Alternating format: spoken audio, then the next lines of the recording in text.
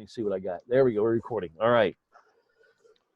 Hello and welcome to another edition of the Dr. Joseph Warren Historical Society interviews with prominent authors and historians specializing in the colonial period. Now, my name is Randy Flood, and then joining me today is my colleague, Christian Despigna, author of Founding Martyr, The Life and Death of Dr. Joseph Warren, the American Revolution's Lost Hero. Now, this segment is brought to you by the Real American Revolution public television series and the American Revolution Consortium for Civic Education. So let me jump right in and introduce our guest today. Dr. R.J. Rocky Rockefeller graduated from the College of William and Mary here in Williamsburg and received his doctorate in history from the University of Maryland. He specializes in American colonial history, especially of the Chesapeake area, and in military history as well. After a dozen years as archivist at the Maryland State Archives, Rocky moved into teaching and held faculty and administrative positions at several universities and colleges in the D.C. metropolitan area. Now, his publications and focus address primarily executive government plus private acts of legislation in colonial Maryland, troop insubordination in the Continental Army, and the supposed Cowpens flag, and in addition to many materials and instruction and archival teaching aids. He is devoted to public history and reaching audiences outside the traditional classroom to emphasize every citizen's need for knowledge of history. So, Rocky, we're delighted to have you. So, Christian, why don't we just jump right in with the first questions for Dr. Rockefeller? Yeah, Rocky, welcome. Thank you. Well, let's start off with something a little more general. So, how big a problem was smallpox in colonial America, and why was inoculation, variolation controversial? You and Randy have done a fine job of bringing in some other speakers who address specific problems, such as the one in Massachusetts in 1721. I don't think the modern American realizes how much of a threat smallpox was. It was recurrent. There are several plagues throughout colonial American history. Starting in the 1630s, we get here and we have a smallpox outbreak. The famous one of 1721 had 5,000 cases in Massachusetts alone. Another in 1751, 1760, 1764. Another one plagued the Continental Army. And when we talk about these plagues, we're talking about a disease that might have wiped out as much as 1/3 or half of the Native American population, and somewhere between 15 and 30% of the English colonials who caught the disease. 80% of children who contracted smallpox died of the disease. This was a horrific problem that science was far behind. But by the 18th century, doctors had begun to experiment with a variety of ways to try to constrain it. As soon as anybody got it, you tried to isolate them, you set up pest houses, you tried to stay away from them so you didn't breathe the same air, and you didn't handle the same things that they did, unless, of course, you were sending smallpox-laden blankets to the natives. But this idea of inoculation, or more precisely, using part of an infected individual to inject into someone who is not yet sick to create the proper defense mechanisms, sounded like a great scientific idea to many doctors. However, it did give you a mild case of the disease. Mild if you were lucky, because about 2% of the inoculated died of the inoculation itself. But there were fundamental social questions as well. For instance, how do you protect the rest of the community from the people who've been inoculated, so that you have to isolate the people while they're being treated? And then there were religious questions. So keep in mind that religion was a central, fundamental force in colonial American life. Paramount overall, I tend to believe. Some people believed that an epidemic was punishment from God for the wrongdoings of the colonists. Other people believed that it was an individual act of will of God's part and his interaction with individuals. And many very faithful doctors said, no, actually, it's God's gift to us to deal with the hazards of this world. But you can see why those would be very, very antithetical positions, and why fear was the dominant public reaction to any inoculations. Interesting. Well, we've been talking to some of the other authors primarily about as you know, the epidemics of 1721 and 1764 in the Boston area, but we know that it was really widespread in other areas of the country as well. And so here in the Hampton Roads area, Norfolk was perhaps one of the largest cities, certainly largest port in this area. And so what was it like in Norfolk here in the 1760s, and what imperial problems played out in the background of the smallpox riots that actually occurred in Boston here as well. How did that play out? Well, the first thing to look at is that an urban environment in the South is not the norm. Yes, there were individual places like Charleston and Savannah, but Norfolk was an unusual place for the Chesapeake, a major city. And by major, I mean 6,000 residents about this time, which made it about 1/3 the size of Boston, 1/4 the size of Philadelphia. So it's a major population base, as well as a major import and export center. And I want to emphasize that it's not just a tobacco port. It is a port for importing goods into the colonies. It is a trading center that brings the world's goods, legally and illegally, into Virginia, and as well as simply sending the tobacco and other products outward. It is also a center of services, legal services, hospitality, religious services. So it is a social and economic center of rather substantial importance. It shouldn't surprise anyone then that this focus of economic and social development in Virginia suffered, as did many of the colonies, and in many of the same ways. Now, England didn't intend for America to suffer, but they had financial problems of their own. For instance, colonial money wasn't worth very much. And so in 1764, they passed a Currency Act. You have to pay your taxes in hard coin. Well, Americans don't have that. It's kind of hard to pay your taxes. The Stamp Act is so famous in trying to unite America around the opposition to taxation without representation. That played up very, very strongly in Virginia, where these imported goods, as well as these services, were going to cost the Americans a considerable but affordable amount of money, unless you happen to be Patrick Henry, who would object to this, claiming liberty or death. Quartering Act played itself out in Boston, but applied equally in Norfolk. If there was going to be a garrison locally, it was going to be the local people's responsibility to pay for it.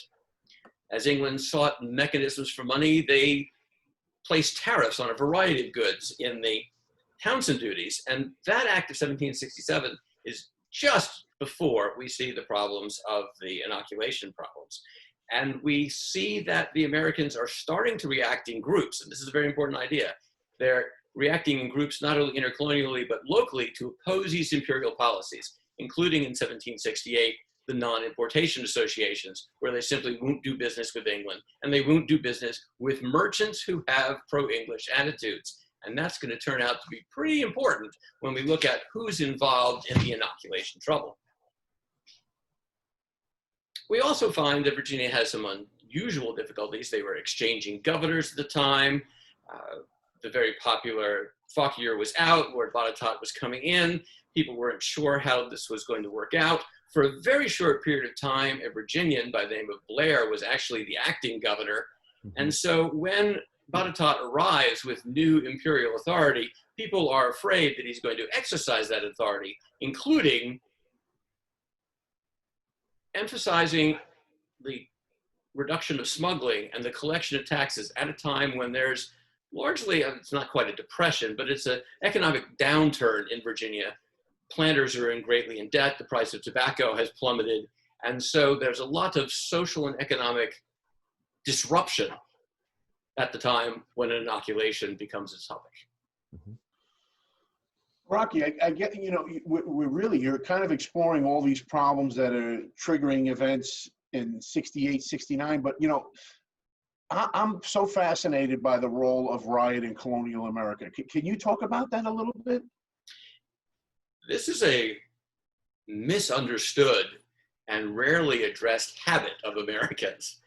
And what's most important to understand, as many scholars have looked into, in particular Pauline Meyer, has looked at the role of violence and symbolism, which we're going to combine to call riot, in American tradition. In the 18th century, riot was respectable.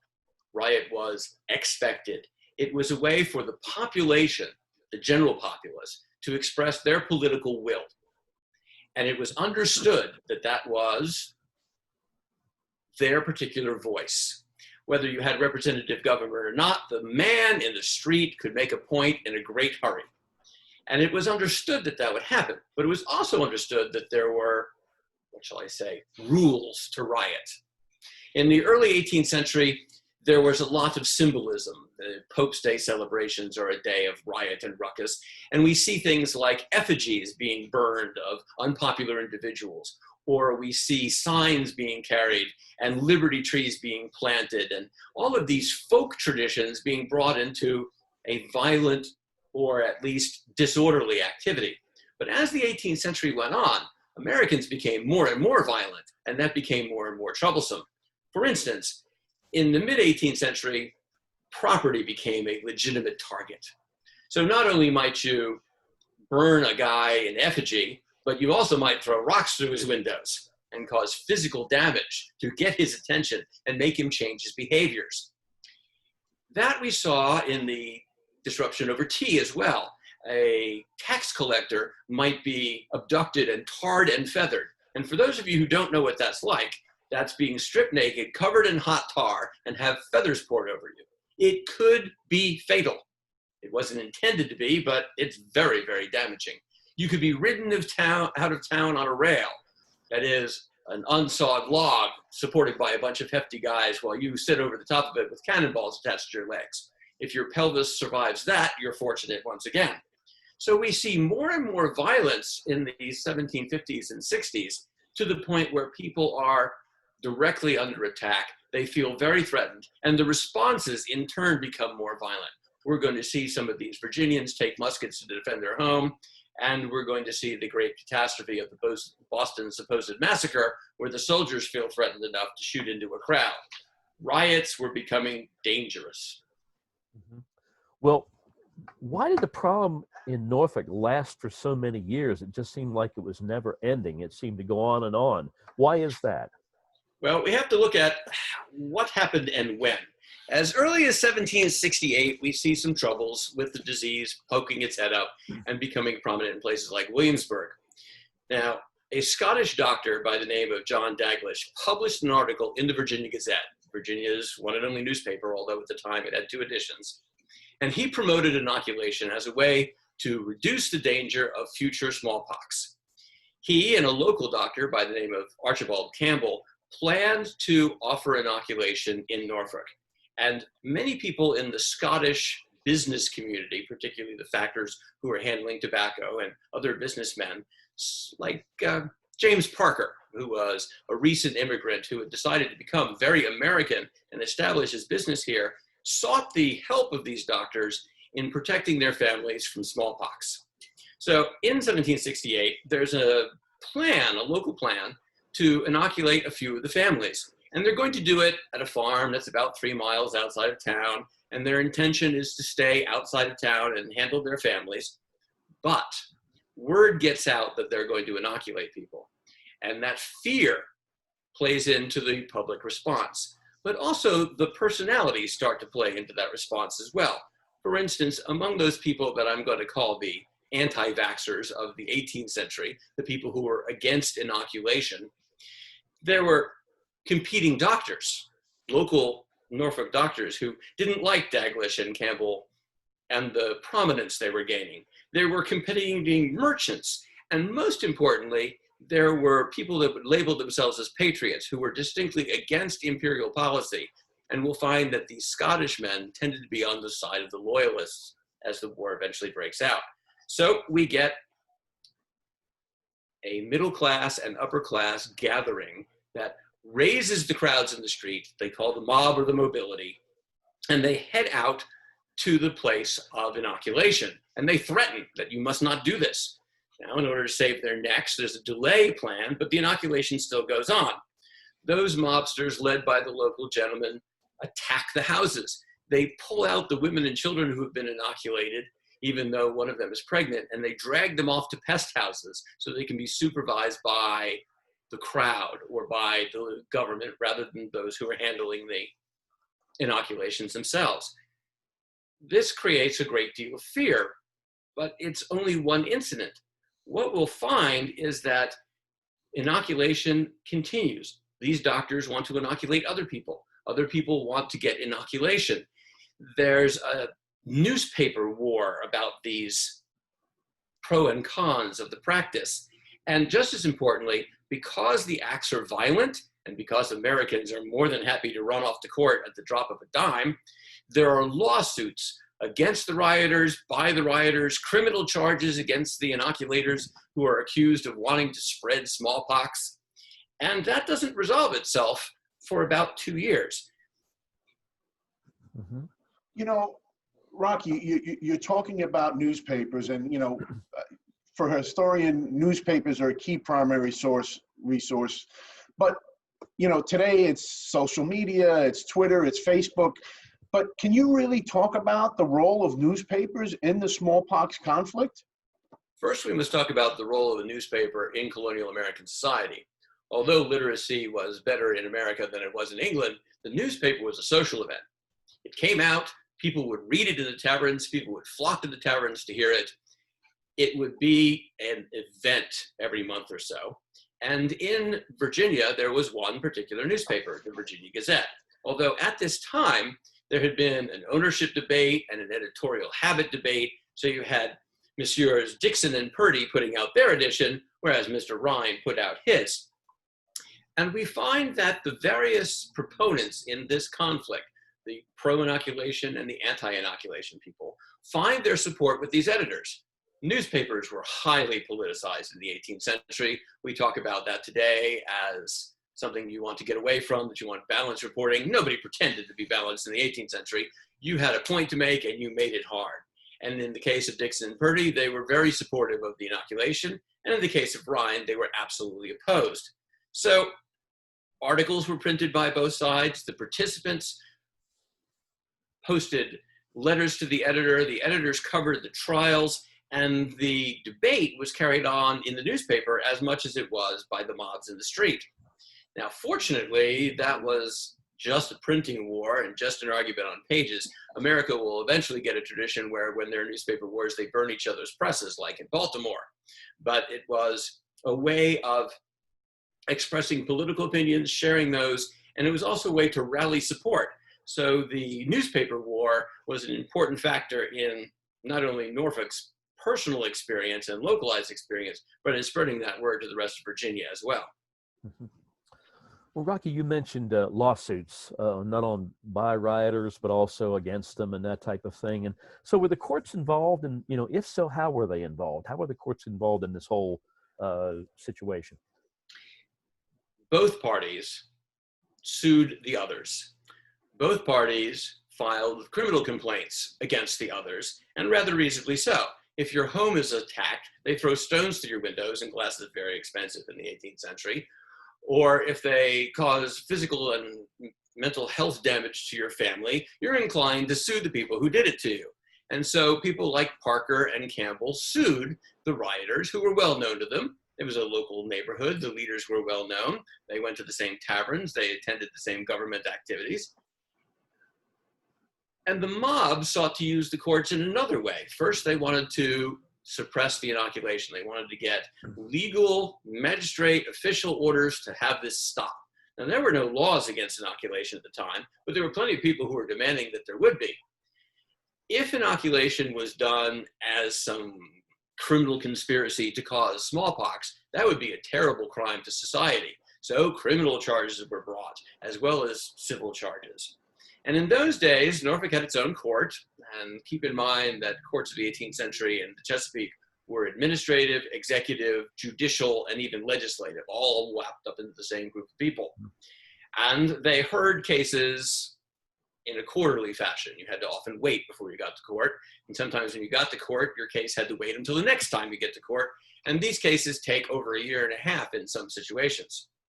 We have some interesting people playing into the Norfolk cases. For instance, Thomas Jefferson came down from Williamsburg and Charlottesville and was a prosecutor in one of the cases.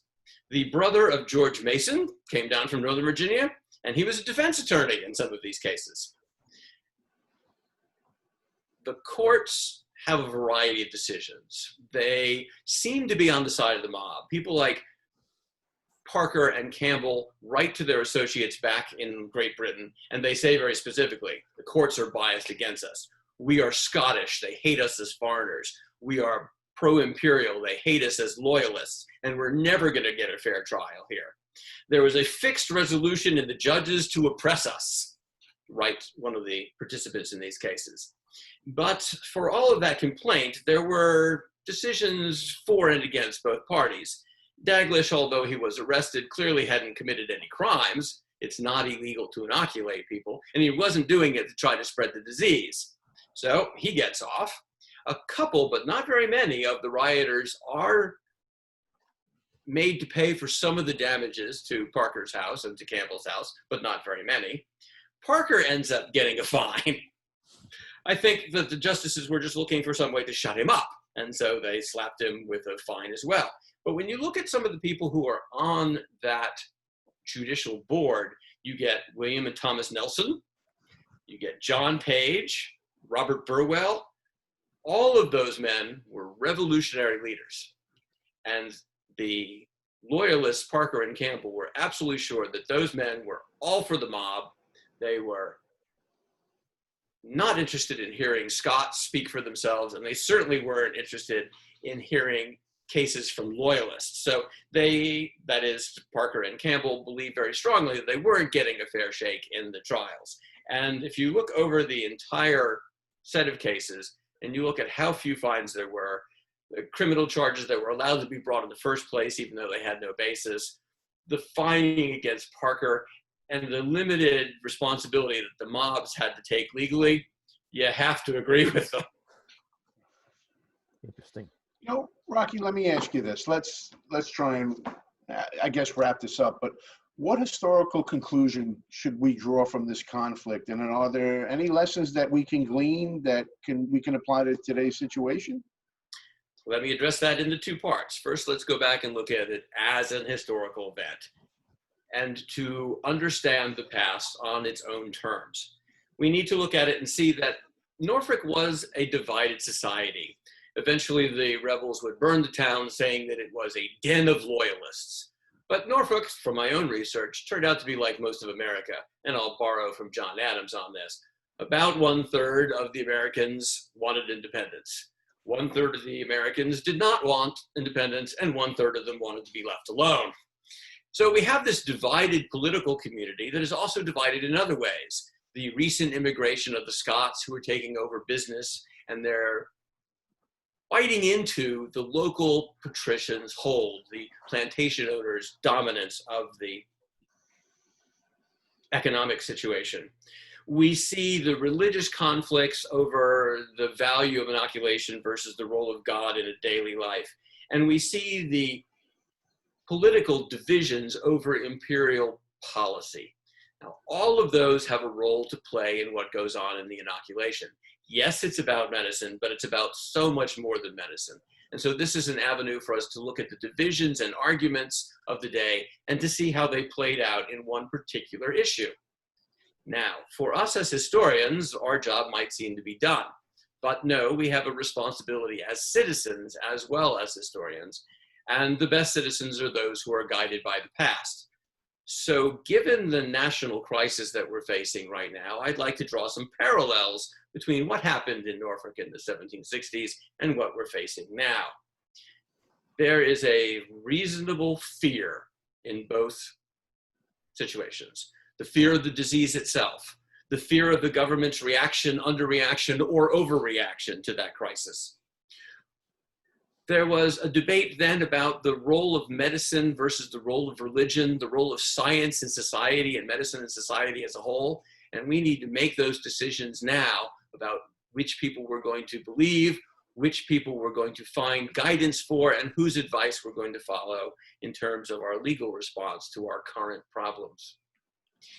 Norfolk must not have changed much, in America maybe not so much either, because the xenophobia then is reflected now. Think about some of the other names for the pandemic that we're experiencing now, especially the derogatory ones about China. We're also looking at such steps as barring immigration because somehow we're relating the immigrants to the disease, just as the Scottish doctors were related to the smallpox in those days. We must beware of violence. What level of violence is acceptable in society, either then or now? What is the role of the courts? When do we turn to them? And do we need them to mediate everything, or does the political process work out for us? And most importantly, I think we must be very, very careful of politicizing medical issues. So no matter what one's opinion on what's happening now and what should be done about it, we have to realize that those are subconscious components. Those are sociological factors at work that complicate the medical question in America in 2020, just as it did in Norfolk in 1768. Awesome. Well, Rocky, thank you so much. Christian and Rocky, that's about all the time we have today for our discussion. Thank you, Dr. Rockefeller. Much appreciated. We hope you'll come back. We'd love to have you again. And to our viewers, we hope you'd enjoy this presentation. On behalf of my colleague, Christian Despigna, we'll say goodbye for now. Thank you.